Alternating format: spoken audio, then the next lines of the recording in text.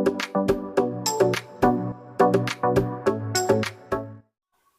Hello बच्चों, आपका स्वागत करते हैं आपके अपने YouTube channel the bright minds academy student के अंदर। मैं आपका सोहन सर आज आपके साथ लेकर आए एक नई वीडियो जहां पर आप पढ़ने वाले हैं बेसिस के अंदर। तो हमने प्रीवियस वीडियो में क्या पढ़ा, हमारे पास जो एसिड बेस और साल्ट चैप्टर था, हमने प्रीवियस वीडियो में पढ़ा था कि हमारे पास जो इंडिकेटर्स होते हैं, इंडिकेटर्स क्या काम करते हैं कि आपके पास जो एसिड है या बेसिक है आपके सॉल्यूशंस के इंडिकेट करते हैं। ठीक है, यानी हमारे कलर को चेंज करके सोल्यूशन का तो बताएंगे हमारे पास ये सोल्यूशन कौन सा है। तो देखो, हमने पिछली वीडियो में एसिड के बारे में पढ़ा, उसकी प्रॉपर्टीज के बारे में पढ़ा, तो आज हम पढ़ने वाले हैं बेसिस के बारे में। तो बेसिस क्या होते हैं? बेसिस, अगर आप देखोगे, bases are those chemical substances which have a bitter taste, यानी जिनका स्वाद कड़वा होता है। ठीक है, तो आपके पास एक ऐसा केमिकल सब्सटेंस जिसका टेस्ट कैसा होता है? बिटर, कड़वा होता है। ठीक है, जैसे अगर हम हिंदी अपने हरियाणवी भाषा में अपने घरों में हम कच्चर वगैरह खाते हैं, जो हमारे खेतों में लगते हैं, जो इनको हम हिंदी में काचर बोलते हैं, तो क्या है, वो थोड़े खारे होते हैं। वो क्या होते हैं? खारे टेस्ट में होते हैं, तो बिटर यानी कड़वे होते हैं। ठीक है, तो वो कैसे होते हैं? हमारे पास बेसिक होता है नेचर। तो आगे लिखा हुआ है the base change the colour of red litmus to blue. तो आपका जो बेस होता है वो आपके रेड लिटमस पेपर को क्या करता है? ब्लू करता है। और एसिड क्या करते हैं? ब्लू को रेड करते हैं। तो बेस क्या करता है? आपके रेड को ब्लू करते हैं, लिटमस पेपर के रंग को। ठीक है, तो यहाँ पर हम साथ में इसकी कुछ फिजिकल प्रॉपर्टीज कर लेते हैं। हमारे पास हमने पढ़ा कि हमारे बेस का टेस्ट कैसा होता है? थोड़ा बीटर होता है। तो आगे देखो, हमारे पास हमने पहले पढ़ा था एसिड की प्रॉपर्टीज के बारे में, तो हम पढ़ेंगे कुछ बेस की केमिकल प्रॉपर्टी यानी फिजिकल प्रॉपर्टीज। ठीक है, तो बेस के पास टेस्ट कैसा है? बिटर टेस्ट है। और अगर हम बेसिस को छूकर देखते हैं तो क्या होते हैं? हमारे सोप के तरह नजर आते हैं, सोप की तरह से। तो हमारी सोप कैसे होती है? थोड़ी चिकनाई में होती है। तो बेसिस फील सोपी टू टच, यानी बेस हमारे पास अगर हम टच करें तो कैसे होंगे? सोपी, स्लिपरी होंगे हमारे पास ये, यानी हम इनमें से हमारी उंगलियां फिसल जाएगी। Our fingers will slip on if it touch the bases. आगे हमने पढ़ा है कि हमारे पास बेस क्या करते हैं? जो हमारा रेड लिटमस पेपर होगा उसको यहाँ पे ब्लू कर देंगे। और basis conduct electricity in the solutions. और बेस हमारे पास क्या करते हैं?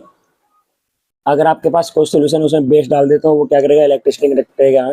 क्योंकि क्या होता है? इलेक्ट्रोलाइट्स होता है, क्योंकि इनके पास OH नेगेटिव होता है, जो टूटने के बाद क्या बनाता है आपका ये, जो टूटकर आपका आयंस बनाता है। तो हम ये क्या करेगा? इलेक्ट्रोलाइट्स होते हैं, तो ये इलेक्ट्रिसिटी कनेक्ट करें। ठीक है, तो चलो आगे हम देखते हैं क्या है water soluble basis. Water soluble basis यानी एल्कलीज। क्या होता है एल्कलीज? अगर कोई आपको पूछे कि एल्कलीज क्या होता है, तो आपके पास बेसिस क्या होते हैं? बहुत सारे होते हैं। ऐसे होते हैं जो बेस ज़्यादा स्ट्रॉन्ग हो सकते हैं, ऐसे कुछ बेस जो आपके वीक हो सकते हैं। तो ऐसे बेसिस जो वाटर के अंदर सोल्यूबल होते हैं, क्या बोलते हैं उनको? एल्कलीज। क्या होते हैं? Alkalis. So those bases which dissolve in water are called an alkali. तो ऐसे बेस जो आपके वाटर सोल्यूबल हो, वाटर के अंदर घुलनशील हो, तो उनको हम बोलते हैं एल्कलीज बोलते हैं। ठीक है, यहाँ पर एग्जांपल आपके पास NaOH sodium hydroxide, KOH potassium hydroxide, MgOH twice magnesium hydroxide और CaOH ट्वाइस कैल्शियम हाइड्रोक्साइड। ठीक है, MgOH ट्वाइस को हम बोलते हैं magnesium hydroxide, milk of magnesia, जो हमारी एसिडिटी को या इंडाइजेशन को क्योर करने के लिए एक क्या होता है? हमारे पास रेमेडी होती है। What do all basis have in common?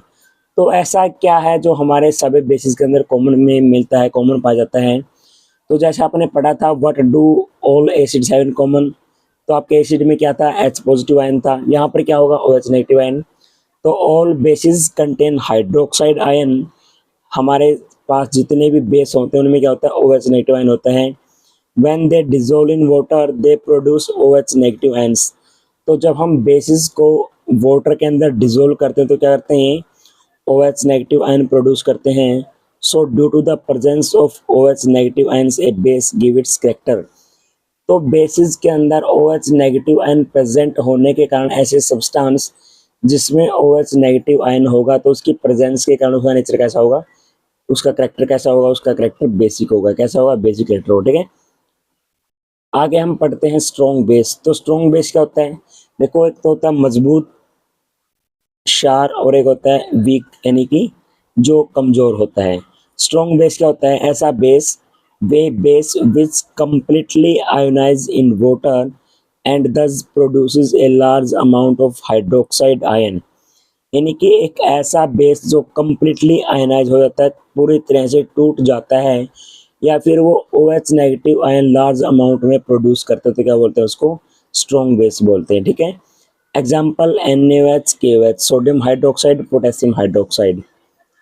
आगे हमारे पास है वीक बेस, यानी ऐसे base, A base which is partially ionised in water and thus produces a small amount of hydroxide ion, यानी कि ऐसे बेस जो हमारे वाटर के अंदर क्या है?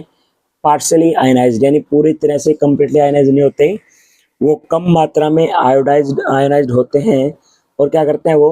अगर वो कम टूटेंगे, पानी के अंदर कम आयनाइज होंगे, तो वो क्या करेंगे? एक स्मॉल अमाउंट ऑफ क्या करेंगे? आपके पास OH नेगेटिव आयन की प्रोड्यूस करेंगे। So these are called weak bases. ठीक है। तो आपके पास क्या है? NH4OH, ammonium hydroxide, CaOH twice, calcium hydroxide, slaked lime या फिर लाइम वाटर, MgOH ट्वाइस यानी milk of magnesia, magnesium hydroxide. ठीक है। तो आपके पास क्या ये वीक बेस हैं। आगे देखो, केमिकल प्रॉपर्टीज ऑफ बेसिस, कि आपके बेस होते हैं वो केमिकली कैसे रिएक्ट करते हैं, उनकी केमिकल रिएक्शंस क्या होते हैं। रिएक्शन विद मेटल, तो बच्चों याद करो आपकी वो reaction of acid with metal, they produce salt and hydrogen gas with the pop sound. So similarly their base react with the metals. तो उसी प्रकार से यहाँ पर आपका जो बेस होगा वो मेटल के साथ रिएक्ट करेगा, metal plus base after reaction to salt and water, salt and hydrogen gas. तो उसी प्रकार से आपके पास जो मेटल है वो क्या करता है? बेस के साथ रिएक्शन करता है और क्या प्रोड्यूस करता है? आपके पास साल्ट और हाइड्रोजन गैस। ठीक है। सो यहाँ पर आपका क्या है? जिंक मेटल है और NaOH के आपके पास बेस है। तो जब हम NaOH सोडियम हाइड्रोक्साइड को हीट करेंगे जिंक के अंदर, यहाँ पर हीट की प्रेजेंस में होगा ये, तो क्या बनेगा? Na2ZNO2 सोडियम जिंकेट बोलते हैं इसको, साल्ट होता है ये, सोडियम का साल्ट, सोडियम एंड जिंक का साल्ट होता है, प्लस हाइड्रोजन क्या बनेगा? H2 गैस बनेगा। ठीक है। तो आपका जो Na2ZNO2 क्या बना है? सोडियम जिंकेट, यानी सोडियम जिंकेट, सोडियम का जिंक का साल्ट बना है, और आपके पास क्या है? हाइड्रोजन गैस लिबरेट हुई निकली है। ठीक है। यहाँ पर आपका Zn क्या होता है? नेगेटिव आयन्स होता है, और NaOH क्या होता है? पॉजिटिव आयन बनाता है। ठीक है। लेकिन यहाँ पर देखो मेरे पास, जो अगर आप Zn के साथ रिएक्शन करते हैं क्या बनता है? सॉल्ट बनता है। लेकिन ये जरूरी नहीं है, it is not necessary that all metals will react with the bases and to form salt. और आपके पास ये जरूरी नहीं है कि आपके सभी मेटल्स क्या करेंगी? बेस के साथ रिएक्ट करके क्या बनाएंगी? साल्ट बनाएंगी। ठीक है। तो ये जरूरी नहीं है, और हाइड्रोजन गैस प्रोड्यूस करेगी, जरूरी नहीं है। तो आगे देखो, रिएक्शन विद एसिड्स, एसिड के साथ कैसे रिएक्शन करते हैं। तो जो आपने प्रीवियस वीडियो में पढ़ा था, न्यूट्रलाइजेशन रिएक्शन, यानी कि when bases react with an acid या base react with itself with one another, यानी एसिड आपका जो बेस के साथ रिएक्ट करता है और बेस क्या करता है? एसिड के साथ रिएक्ट करता है, क्या बनता है? आपके पास साल्ट बनता है, और क्या बनता है? Water. So this reaction is called neutralization. तो यहाँ पर भी सेम रिएक्शन होगा, base plus acid after reaction to salt plus water. तो आपके पास यहाँ पर बेस क्या है? NaOH sodium hydroxide plus H2SO4 acid है। तो यहाँ पर बनता है आपका सोडियम सल्फेट Na2SO4 जो क्या है? साल्ट है, H2O क्या है? Water. So this is an example of neutralization reaction, क्योंकि यहाँ पर आपका जो NaOH है वो प्रोड्यूस करेगा OH नेगेटिव आयंस, और जो H2SO4 है वो क्या करेगा? H पॉजिटिव आयन प्रोड्यूस करेगा। सो H positive plus OH negative, they will form H2O water. So this reaction is called neutralization, because here an base neutralizes an acid and to form the salt and water. आगे देखो, reaction with the non metals oxide, अगर आप reaction करवाते हो non metal oxide के साथ,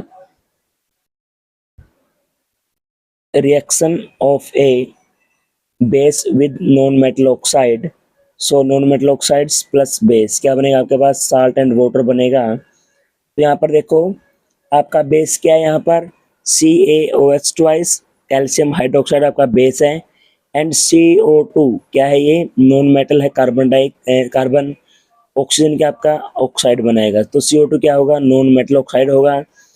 तो आपका जब ये बेस है, नॉन मेटल ऑक्साइड क्या होता है आपके पास, बेसिक होते हैं। कैसे होते हैं, अगर आप यहाँ पर देखो non metal oxide plus base after reaction salt and water, तो आपका यहाँ पर साल्ट और वाटर बन रहा है, तो मीन्स ये रिएक्शन होगी न्यूट्रलाइजेशन, यानी बेस के साथ रिएक्शन करेगा एसिड, एसिड को एसिड रहता है। तो यहाँ पर इसने बोला नॉन मेटल ऑक्साइड, तो नॉन मेटल ऑक्साइड क्या होते हैं, कैसे होता है आपके पास, एसिडिक होते हैं। कैसे होते हैं, एसिडिक होते हैं, ठीक है। तो यहाँ पर आपको अंदाजा हो जाता है, जब हम प्रीवियस वीडियो में पढ़ा था कि आपके पास metal oxide react with acid to form salt and water, so metal oxides were basic in nature, here we are studying that non-metal oxides react with the base and to form salt and water। कि आपका जो non metal oxide है वो base के साथ reaction करके salt और water बना रहा है, तो यहाँ से ऑब्वियसली निश्चय ही श्योरिटी फॉर्म में आपका जो नॉन मेटल ऑक्साइड होगा वो कैसा होगा, आपके पास एसिडिक कंडीशन में होगा, एसिडिक होगा, उसका नेचर का करेक्टर होगा। तो CaOH ट्वाइस बेस हो गया, CO2 क्या होगा जाता है आपके पास, नॉन मेटल ऑक्साइड, यानी कि क्या होते हैं, एसिडिक होते हैं, ठीक है। NO2 SO2 CO2 क्या होता है आपके पास, एसिडिक। सो ये क्या कराता है आपके एसिड रेन में हेल्पफुल होते हैं। तो इससे क्या बनेगा, CaOH twice plus CO2 of reaction CaCO3 आपका साल्ट बनता है, प्लस H2 क्या बनेगा, वाटर बन गया। सो हेयर नोट में क्या लिखा हुआ यहाँ पर देखो, non metallic oxides are acidic in nature. तो आपके पास जो नॉन मेटल ऑक्साइड होते हैं वो कैसे होते हैं, नेचर में एसिडिक होते हैं, ठीक है। तो मेरे प्यारे बच्चों, आपने यहाँ पर पढ़ा आपके बेस के बारे में, अपने बेस की मतलब फिजिकल प्रॉपर्टी कैसे होते हैं उनको, तो आगे आपने पढ़ा केमिकल प्रॉपर्टी। तो आज के लिए इतना काफ़ी है, अगले वीडियो में हम पढ़ेंगे पीएच के बारे में और उसके इम्पोर्टेंस के बारे में। तो तब तक के लिए शुक्रिया, आपका बहुत बहुत धन्यवाद हमें जुड़े रहने के लिए।